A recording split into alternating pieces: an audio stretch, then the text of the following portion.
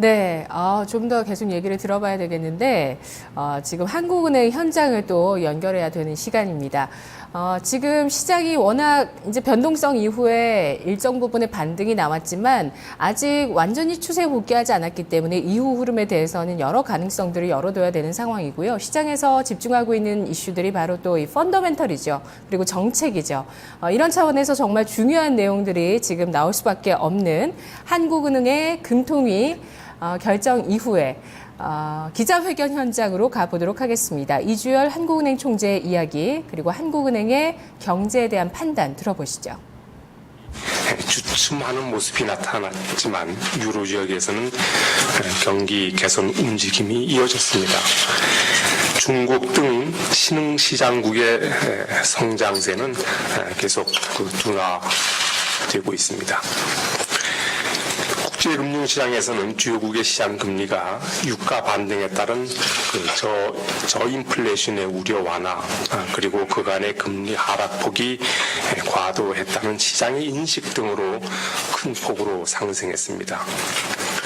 주가는 주요국의 통화정책 완화 기조 지속 기대 등으로 상승하였고 미 달러화는 미 연준의 정책 금리 인상 시기가 지연될 그런 가능성이 높다는 그런 인식에 따라서 약세를 나타냈습니다. 앞으로 세계 경제는 주요국의 통화정책 방향과 신흥시장국의 그런 성장세의 둔화 가능성 그리고 그리스 채무 재조정 등과 관련한 그런 불확실성이 상존하여 있지만 지금의 완만한 회복세가 지속될 것으로 그렇게 내다보고 있습니다. 다음 국내 경제를 보면 완만하지만 경기 개선 흐름이 이어지고 있는 것으로 판단됩니다. 내수의 경우에 지표들이 월별로는 큰 등락을 보였지만 주요 심리 지표라든가 그다음에 저희들이 모니터링을 통해서 파악한 4월 중에 소비와 투자 관련 지표는 대체로 긍정적인 것으로 판단하고 있습니다. 수출은 석유 제품의 단가 하락 등의 주로 기인해서 감소세가 이어지고 있고 4월 중에는 감소폭이 더 확대되었습니다. 앞으로 국내 경제는 확장적인 거시경제 정책과 선진국의 경기 개선 움직임 그리고 국내 자산 시장의 활력 회복 등에 힘입어서 회복세를 이어갈 것으로 예상하고 있습니다.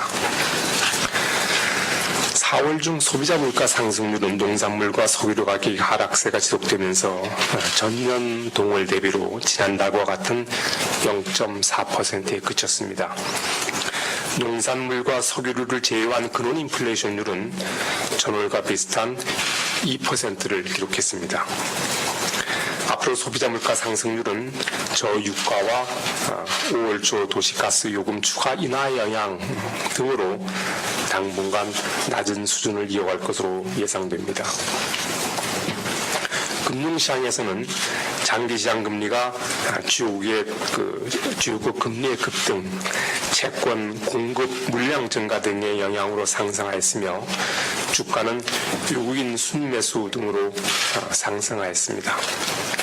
원 달러 환율은 미 연준의 정책 금리 인상 시기 지연 가능성 그리고 외국인 증권 투자자금 유입 등으로 하락하였다가 5월 들어서는 다시 반등하였고 원엔 환율도 유사한 움직임을 보였습니다. 은행 가계대출은 주택담보대출을 중심으로 전월 및 예년 수준을 크게 웃도는 증가세를 지속하고 있습니다. 이 같은 국내 경제 상황에 대한 분석을 토대로 금융통화위원회는 기준금리를 현 수준에서 유지하기로 했는데 그런 경제 상황을 판단함에 있어서 한 3가지 점에 저희들이 유의했습니다. 첫째, 최근에 자산 시장이 회복되고 있고 소비 심리가 개선되면서 경기의 개선 신호가 나타나고 있는데 이러한 흐름의 지속 여부를 좀 더 지켜볼 필요가 있다는 점. 그리고 두 번째는 가계 대출의 증가세가 최근 들어 더 확대되고 있다는 점. 그다음에 세 번째로는 최근 국제금융시장의 변동성이 크게 증대되고 있는 점, 이런 등을 종합적으로 고려해서 이 같은 결정을 내렸습니다. 앞으로 통화정책은 완화 기조를 유지하여 성장세 회복을 계속 지원하되 금융 안정에도 유의하면서 운영해 나갈 계획입니다. 특히 해외 여건의 불확실성이 어느 때보다도 높은 만큼 새로 입수되는 경제 지표의 움직임, 그리고 재반 리스크 요인의 변화 등을 면밀히 점검해 나갈 것입니다.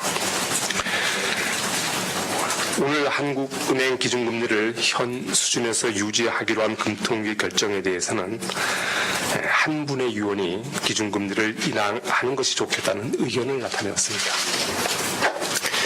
지금부터 질문을 받겠습니다. 질문을 하실 때는 소속과 성명을 말씀해 주시면 감사하겠습니다. 네, 한국경제신문 황교 엔화 약세가 우리 수출에 부정적인 영향을 줄 수 있다며 우려를 표명하신 걸로 알고 있습니다. 오늘 금통위를 앞두고 일부 민간 전문가들도 기준금리 인하 필요성의 이유로 엔저 심화를 들기도 했습니다. 총재께서는 현재 엔저 상황에 대해서 어떻게 진단하시는지, 또 수출 기업들의 직접적인 타격이 가시화되고 있다고 보시는지 궁금합니다. 또 한국은행이 시장 안정을 위해서 할 수 있는 노력이 있다면 어떤 것들이 있을지 말씀 부탁드리겠습니다. 네, 최근 한 2년 6개월 간의 급격한 원엔 환율 하락이 수출에 부정적 영향을 주고 상당한 부담을 주고 있는 것이 사실입니다. 특히 저희들이 일본 기업과의 경합도가 큰 업종, 자동차라든가 철강, 기계, 이런 업종에서는 어떤 부정적인 영향이 좀 클 것으로 보이고, 특히 자동차 산업의 경우에는 저희들이 시장 점유율 추이를 이렇게 분석해 보면 자동차 산업에 있어서는 타격을 지금 받고 있는 것으로 저희들은 그렇게 파악을 하고 있습니다. 그래서 저희들이 구체적으로 어떻게 하겠다고 해서 자세히 말씀드릴 수는 없습니다만은 저희들이 어떤 정부와 협력을 하고 있고 앞으로도 더 협조해서 대응해 나갈 생각으로 있습니다. 다음 질문 받겠습니다. 네, 저 연합인포렉스의 오준희 기자입니다. 아까 잠깐 말씀도 하셨는데 최근 해외뿐만 아니라 국내에서도 시장 금리가 굉장히 빠른 속도로 상승을 했는데요. 이게 기존의 일종의 돌림 현상에서 좀 자연스러운 조정 과정으로 보시는지, 아니면 이게 좀 불안한 시장 흐름이라고 보시는지 우선 판단을 여쭤보고 싶고요.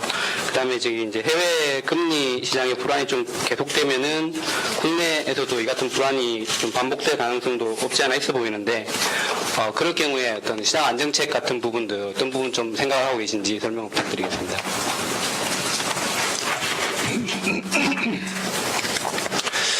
네, 최근에 국내 금리가 짧은 기간 안에 이제 급등했다가 다시 또 큰 폭으로 반락하는 그런 큰 변동성을 보였습니다. 저희들이 지난번에 이제 금리가 한번 크게 이렇게 좀 출렁인 것은 크게 보면 두 가지 요인이 있지 않나 싶습니다.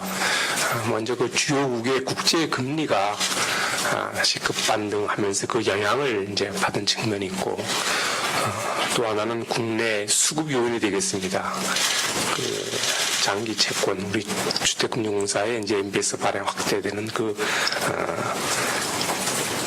장기 재공급 확대, 이런 수급상의 요인이 영향을 이제 주었다고 봅니다.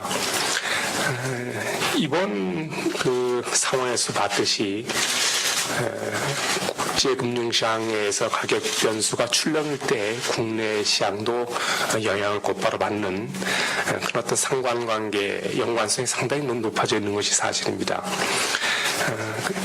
그래서 앞으로도 이런 일이 이제 얼마든지 또 있을 수도 있기 때문에 그런 상황에 대해서는 저희들도 좀 상당히 각별히 유의를 하고 있습니다. 예를 들어서 해외 금리 상승으로 해서 국내에서도 금리가 급등하는 등 그 시장의 불안정성이 심화될 경우에는 저희들이 갖고 있는 수단, 예를 들면 공개 시장 조작 등을 통해서 일단 시장 안정화 노력을 기울일 계획으로 있습니다. 다음 질문을 하시기 바랍니다. 네, 저 머니투데이 유원식 기자라고 합니다. 총재께서 최근에 그 금리 인하가 이제 소비로 더 늘어난다는 이어지는 거에 대해서 검증이 필요하다. 또 가계부채 등 부작용이 없는지 봐야 된다. 이런 취지로 발언하셨는데 이에 대해서 좀 추가 금리 인하에 대해서 좀 부정적으로 좀 보고 계신지 아닌가 하는 그런 의견도 나오는데 어떻게 생각하시는지 궁금하고요. 또 그 최근 수출 부진 문제가 이제 단순히 뭐 외부에서는 수출 부진 해결하기 위해서 이제 환율 좀 대응을 해야 되는 거 아니냐 이런 식으로 얘기를 하는데 총재께서 이제 구조적 부진에 대해서 얘기를 하셨는데 이게 환율 문제 말고 또 다른 어떤 문제점이 있는지 좀 어떻게 보고 계신지 궁금하고요. 또 이걸 또 금리로 해결해야 된다는 얘기에 대해서 어떤 입장이신지 궁금합니다. 네, 그 추가 인하 여부에 대해서는 저희들이 그 앞으로 저희들이 입수되는 경제 지표라든가 또 여러 가지 그 리스크 요인이 국내 거시경제, 금융 안정에 어떤 영향을 주는지 그런 거를 그 분석을 해서 종합적으로 판단하겠다 이런 말씀으로 제가 대신을 하고요. 이제 수출 부진과 관련된 문제입니다. 수출이 부진한 것이 여러 가지가 있을 겁니다. 물론 환율 요인도 있을 수 있고, 그다음에 그 경기 순환적 요인도 있고, 구조적 요인도 있고, 그것이 복합적으로 이제 작용해서 나타난 결과인데, 저희들이 아무래도 수출 쪽에는 저희들이 좀 구조적 요인이 경기 순환 요인과 구조적 요인이 크지 않나 이렇게 생각을 하고 있습니다. 그래서 저희들이 환율에 뭐 금리로 곧바로 어떻게 대응한다 이렇게 말씀드릴 수는 없고 우리가 저 수출 부진의 구조적 요인을 예를 든다면 저희들이 최대 교육국인 중국의 경제 구조라든가 성장 패턴이 바뀌면서 거기에 따른 우리 수출에 좀 타격을 받는 그런 측면이 강하게 나타나고 있습니다. 특히 중국 같은 경우에는 강력한 수입 대체 전략을 좀 추진하고 있기 때문에 그 영향이 크고 그다음에 국내 주력 수출 산업의 어떤 경쟁력이 다른 상대국의 좀 기술 발전 등으로 인해서 기술 격차가 상당히 줄어든 측면이 있다. 저희들 주로 주력 산품이 전기전자라든가 이렇게 품질 경쟁력도 갖췄고 국제적인 브랜드를 갖추고 있는 그것이 우리나라의 수출 주력 업종인데 그 분야에서 중국을 비롯한 상대국의 기술 발전이 이렇게 급신장되면서 어떤 경쟁력 격차가 많이 줄어들었다 하는 측면 이런 구조적 요인이 상당히 크기 때문에 그런 구조적인 문제를 해결하는 노력이 좀 더 중요하지 않겠는가 이렇게 보고 있습니다. 다음 질문 받겠습니다. 안녕하세요. 아시아경제신문의 이은정입니다. 오늘 금통위 결정에서 가계부채가 중요한 기준이 되었다고 말씀을 해주셨는데요. 어느 정도 가계부채를 고려했는지 좀 궁금하고요. 그리고 현재 가계부채 수위가 우리나라가 감당할 수 있는 수준인지 그리고 앞으로 가계부채 관련해서 한은에서 특별히 더 펼칠 정책이 있는지 궁금합니다. 네, 가계부채는 분명히 저희들 통화정책 결정에 있어서 중요한 고려 요소입니다. 저희들이 금융 안정을 저희들이 고려해야 되는 것은 하는 법에도 나와 있는 책무이기도 합니다. 수위가 지금 감당할 수 있느냐 없느냐라고 한 말씀은 지금 현재 물론 가계부채 규모를 저희들이 감내할 수 없다 이렇게 볼 수는 없죠. 개선에 가능하다고 보는데 최근에 가계부채가 늘어나고 있는 속도는 좀 상당히 빠르다고 저들은 판단을 하고 있습니다. 그래서 앞으로도 물론 그전에도 그래왔지만 저들이 이 가계부채 문제는 주로 그 미시 건전성 정책을 담당하고 있는 이제 감독당국하고 저희들하고 좀 또 기재부하고도 다 같이 이 가계부채 문제 해결을 위한 노력을 계속 협의해 나갈 생각으로 있습니다. 다음 질문을 하시기 바랍니다. 네, 서울파이낸스 고은빛 기자입니다. 저는 질문이 간단하게 세 가지 있는데요. 최근에 앞서서 나온 질문인데 채권 금리가 많이 상승했는데 이게 2013년 6월 테이퍼링 직후보다 이제 변동성이 더 확대되고 있는데 시장에서는 연초만 해도 금리 인하가 연내 2번 진행될 수 있다라는 기대감이 있었는데 이게 마지막 인하만 남았다는 기대감에 이제 불안정한 모습을 보이고 있는데요. 여기에 대한 생각이 좀 궁금하고요. 두 번째로는 이제 4월 청년 실업률이 26개월 만에 10.2%로 집계되는 등 고용시장은 계속 회복세가 안 보여지고 있는데 이게 내수 경기 회복에 제약이 되거나 걸림돌로 될 거라는 좀 우려가 나오고 있는데 여기에 대한 생각 좀 부탁드리고요. 그리고 마지막으로 선진국 금리가 이제 상승의 근본 원인에 대해서 인플레 심리가 살아난다고 보시는지 아니면은 중앙은행의 금리 통제력이 약화된 결과라고 보시는지 궁금하고요. 만약에 원인을 선진국의 인플레이션 기대 심리 회복과 경기 회복에 두신다면 우리나라도 경기 회복과 인플레이션 심리가 좀 살아날 것이라고 보시는지 궁금합니다. 간단한 질문이 아니신 것 같은데 하나씩 보겠습니다.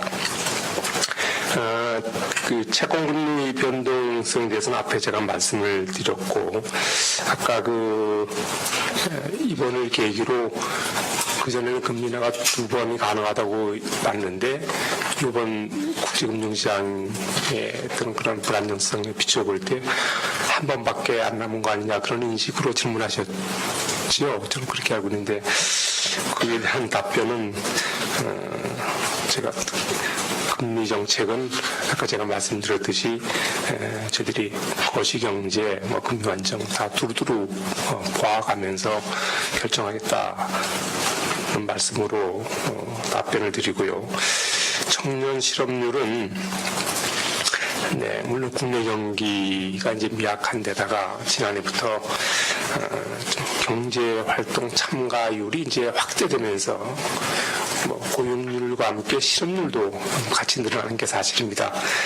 여러 가지 청년층 고용 사정이 좀 상당히 안 좋은 거는 미흡한 것은 그건 사실이라고 하겠습니다. 그래서 이렇게 지금 이 실업률 같은 거는 이제 아무래도 경기 상황에 좀 후행하는 지표이기 때문에 저희들이 앞으로 이제 경기 상황을 좀 지켜보고 이것은 좀 판단할 일이지만은 저희들이 어떻든 간에 계속 시장으로 이렇게 유입되는 그러니까 사회에 나오는 그런 청년층들에 대해서 적합한 일자리를 제공하지 못하게 되면은 그건 저희들이 지금 소위 성장 잠재력 측면에서도 바람직하지 않기 때문에 청년층 고용 확대 노력은 저희들이 상당히 중요한 정책 과제일 수밖에 없다 이렇게 말씀드리고 저희들이 예를 들면 독일 같은 경우도 90년대 후반, 2000년대 초반까지도 청년층 실업률 상승으로 여러 가지 어려움을 겪은 적이 있습니다. 그래서 독일이 2000년대 초에 어떤 여러 가지 다양한 노동시장 개혁 조치를 통해서 이 문제를 풀어나간 사례가 있기 때문에 저희들도 그런 것을 한번 많이 참고를 해서 어떤 노동시장에서의 어떤 그런 좀 개선 대책이 나올 필요가 있겠다라는 말씀을 드립니다. 선진국 주요 국가의 금리가 상승한 것은 물론 최근에 그 유가가 다시 반등하면서 디플레이션의 우려가 완화되고 또 어떤 저인플레이션에 대한 걱정이 줄어든 데 따른 요인도 물론 있습니다. 그렇지만 그에 못지않게 또 중요한 요인은 저희들이 지금까지 아주 오랜 기간 금융 위기 이후에 각국 통화 정책이 상당히 오랫동안 완화 정책을 펴왔고 그에 따라서 금융 시장에서 상당히 그 가격 변수를 결정함에 있어서 그 리스크 프리미엄이라든가 텀 프리미엄이 좀 지나치게 축소됐던 그런 측면이 있었습니다. 그래서 이렇게 크게 확대됐던 그런 채권 매입 포지션이 좀 제가 말씀드린 지금 그 리스크 프리미엄이라든가 텀 프리미엄이 지나치게 축소돼서 반영이 제대로 안 됐다고 하는 인식 그런 것이 한번 나타나면서 이렇게 빚어진 그런 측면도 꽤 있다고 이렇게 보여집니다. 그래서 지금 인플레 기대 심리가 되살아나는데 그 쪽으로 주된 원인이 있다고 저들은 보기가 어렵습니다. 어쨌든 그 인플레 기대 심리 말씀하셨는데 인플레 기대 심리는 이제 통상적으로 실제 인플레이션은 이제 후행하는 뒤따라오는 이제 성격이 강하기 때문에 분명히 이제 인플레 기대 심리도 예를 들면 유가의 변동 등에 따라서 거기에 좀 영향을 받을 것으로 생각을 하고 있습니다. 네. 다음 질문 받겠습니다. 네, 월스트리트저널 신문사의 전관우 기자입니다. 오늘 한은이 배포한 그 자료를 보면 4월 달에 그 금리 동결하던 때와 마찬가지로 그 경기 진단에 있어서 완만한 회복세를 유지하고 있다는 그런 진단과 더불어서 그럼에도 여전히 부진하다는 그런 양방향 그 진단이 좀 뒤섞여 있는 것 같습니다. 궁금한 것은 지난 4월 금리 동결 때와 지금 5월 금리 동결한 이 시점까지 금융통화위원회가 그 현재 경기를 바라보는데 그 방점이 그 회복세 쪽으로 이동을 좀 했는지 아니면 부진 쪽에 있는지 아니면 여전히 회복과 부진이 정중앙에 있는지 변화가 있는지 좀 알기 쉽게 좀 설명해 주시고요. 그리고 일부에서는 지금 현재 경기 회복을 이끌고 있는 것이 그 부동산 시장, 그 다음에 건설 투자와 관련된 것들이 현재의 경기를 이끌고 있다고 이렇게 보고 있고요.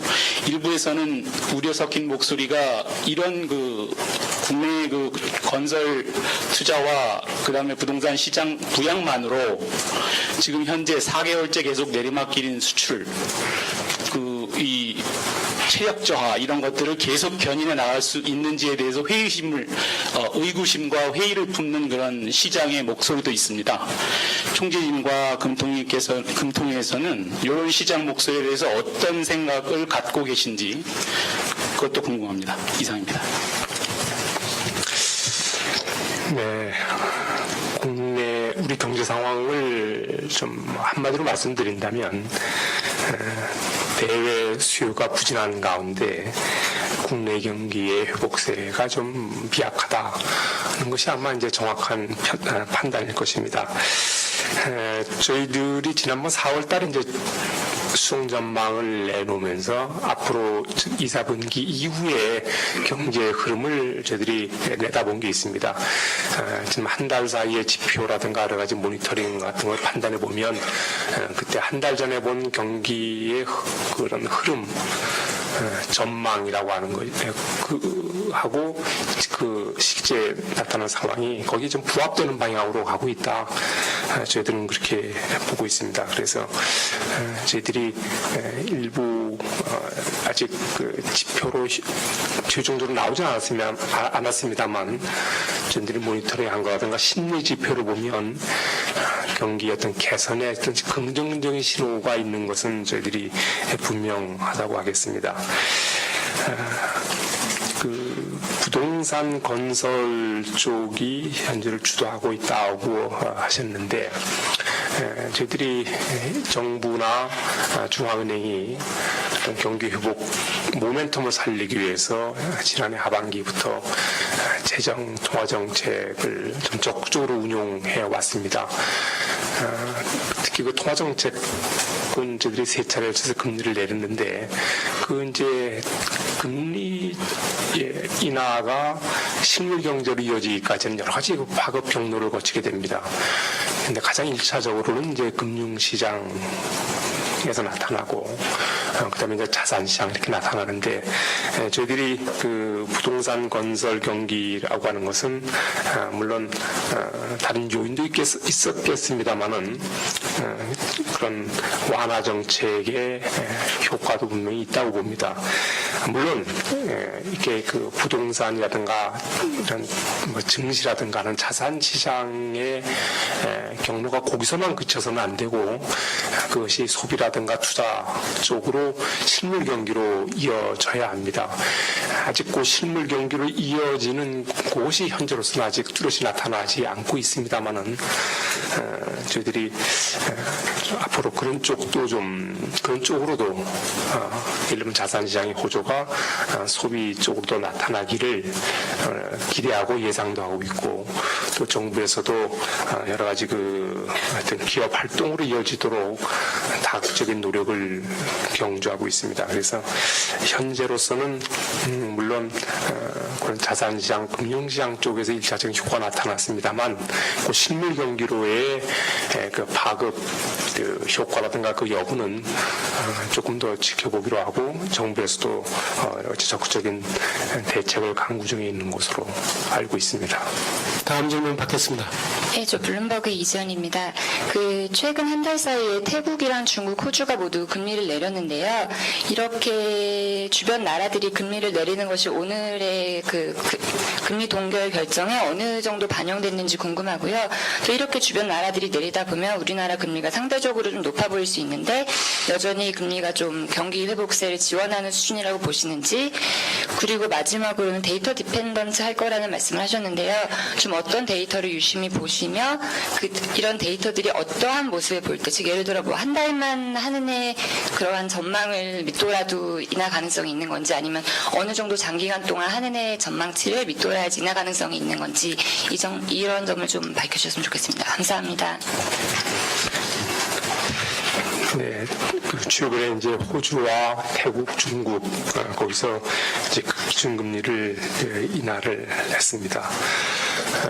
물론 이제 제가 여러 번 말씀드렸습니다만은 통화 정책은 그야말로 각국의 그 국내 거시 경제 정책입니다. 각국별로 거시경제 여건이 다르고 그 필요성에 따라서 이제 기준금리를 조정을 하게 되는데 이 각 나라들의 그 금리 인하는 그야말로 그 당해 국가의 경제 상황과 거기에 따른 필요성으로 이제 금리를 조정했을 거고 그것이 뭐 직접적으로 저희들 통화 정책 하는데 영향을 주거나 하지는 않습니다. 단지 그 금융 완화 정책을 추가적으로 취한 나라의 배경, 그다음에 그 시사점 같은 거는 저희들이 한번 눈여겨보고 참고합니다만 저희들이 그 직접 그 조치 그 자체가 저희들 통화 정책 결정하는 데는 영향을 주지 않는다 이렇게 말씀을 드립니다. 어쨌든 데이터 디펜던트라고 할 때는 지금 사실상 저희들만이 아니고 상당수 대다수의 나라들이 이러한 그 스탠스에 따라서 정책을 운영하고 있습니다. 그 이유는 워낙 이제 국제 시장에서의 불확실성이 워낙 높기 때문에 그렇습니다. 특히 국제 금융 시장의 변동성이 이번에 나타났습니다만은 국제 금융 시장의 변동성이 커질 거라고 하는 경고는 오래전부터 있었습니다. 오랫동안의 그 완화 정책의 영향으로 금융시장에서의 불균형이 상당히 쌓여왔고 거기에 따른 어떤 그 우려라든가 경고는 상당히 오래전부터 있었습니다. 그래서 워낙 이렇게 불확실성이 크다 보니까 각국의 통화정책도 좀 거기도 각별히 신경을 쓰고 그러다 보니까 저희들이 좀 그때그때 상황에 따라서 이렇게 통화정책을 좀 신축적으로 운영하는 그런 스탠스를 유지하고 있고 대표적으로 바로 미국도 그런 스탠스를 갖고 있습니다. 그러면 어떤 데이터를 중시하느냐고 왔는데 저들이 뭐 가장 중요한 것은 경기죠.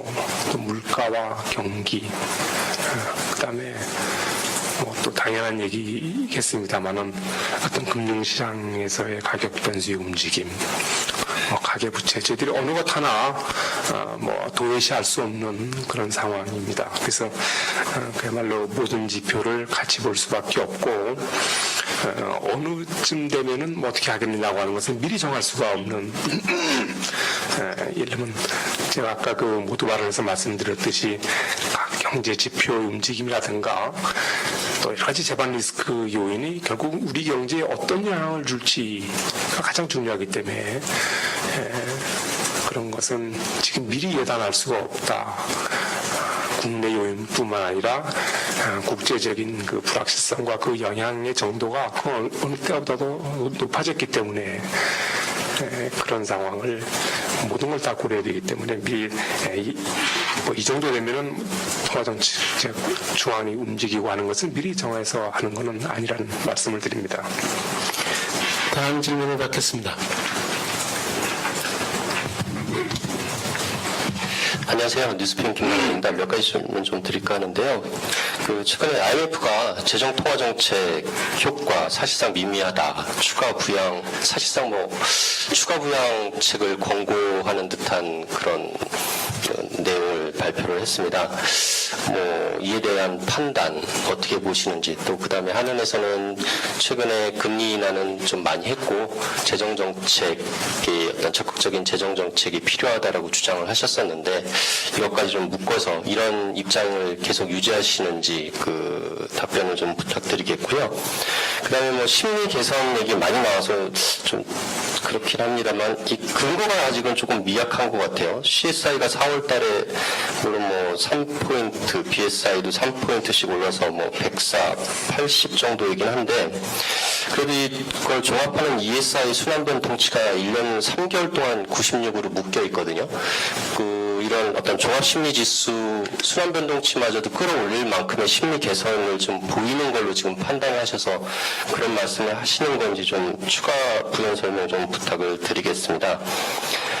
그 다음에 세 번째로는 한국은행이 최근에 잠재 성장률을 3.6% 정도에서 3%대 초반 정도로 하향 조정하는 걸 검토하는 걸로 알고 있는데요. 매 5년마다 그래도 어느 정도 발표를 하니까 발표할 때가 됐으니까 이제 발표를 하시는 것 같은데 잠재 성장률 하향 조정을 하면 제가 좀 잘 모르겠습니다. 이게 추가 금리 인하의 재료가 되는 건지 아니면 동결의 근거가 될지 좀 잘 몰라서요. 지금 3.1% 정도 성장한다고 보시는데 잠재 성장률을 내리면 잠재 성장률치만큼 성장하니 동결 요인이 될 것 같기도 하고 그 다음에 또 명목적으로 잠재 성장률이 떨어졌다고 발표를 하면 추가 인하의 가능성도 있다라는 그런 논거도 될 수 있다고 보는데 이에 대한 판단은 어떻게 하시는지 좀 궁금합니다. 그 다음에 네 번째 끝으로요. 주금용 MBS 문제가 지금 많이 얘기가 되고 있는데 적격담보자산 인정을 한은에서 검토하고 있는 걸로 알고 있습니다. 언제 어떤 방향으로 결론을 내리실지 그 다음에 주금공 출자 문제까지 엮어서 같이 언제쯤 어떤 방향으로 결정하실지 답변 부탁드리겠습니다. 이상입니다. 네, IMF 연례 협의를 마치고 이제 보고서를 냈습니다. 1월 말 2월 초에 와서 또 저희들하고 협의한 바가 있습니다. IMF 리포트에 보면은 이제 앞으로 성장 모멘텀이 회복되는 그런 명확한 신호가 나타나지 않을 경우에는 추가적인 부양책을 고려할 필요가 있다. 그리고 그게 앞서서 지금까지 정부와 중앙은행이 취한 어떤 그 확장적인 통화재정 정책을 긍정적으로 평가한다 이렇게 되어 있습니다. 그러니까 IMF의 평가는 지금까지 정책을 긍정적으로 평가하고 회복 신호가 명확히 나타나면은 추가 조치가 필요하지 않겠느냐고 하는 그런 이제 요지의 발언입니다. 그래서 그거는 사실상 저희들이 그 정부나 중앙은행이 지금까지 유지해온 그런 정책 스탠스하고 다르지는 않습니다. 저희들이 지금 이제 통화 재정 완화 정책을 펴고 있고 경기 회복세가 어느 정도 나타날 때까지 그래서 유지하겠다고 하는 것은 정부나 저희 중앙은행이 일관된 정책 스탠스이기 때문에 IMF하고는 상치되는 게 아니다. 그런데 이제 이런 문제는 있습니다. 지금 IMF가 다녀간 건 제가 연초에 다녀갔습니다. 특히 저희들하고 협의는 2월 초에 했는데 저희들이 3월에 이제 추가적인 금리 인하가 있었고 그 이후에 2, 3, 4, 한 3개월간 지나면서 여러 가지 경제 흐름이 그때하고는 조금 달라진 게 사실입니다. 그래서 이건 3개월 전에 작성이 되고 그 골격을 그 후에